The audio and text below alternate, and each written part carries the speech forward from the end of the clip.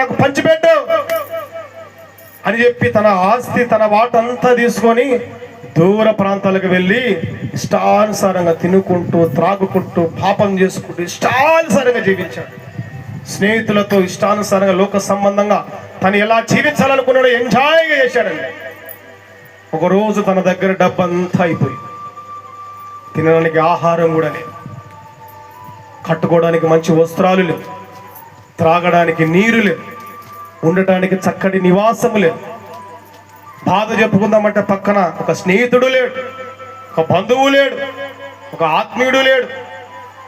ఒంటరిగా జీవిస్తున్నాడు, ఒంటరిగా బ్రతుకుతున్నాడు, ఆకలితో చచ్చిపోతున్నటువంటి అనుభవాలలో జీవిస్తున్నాడు. ఆయన ఆ దేశంలో ఒక దగ్గర పనికి చేరాడు. వాడు పందులు మేపడానికి పంపించాడు. పందులు తినే పొట్టుతో తన కడుపు నింపుకుంటున్నాడు.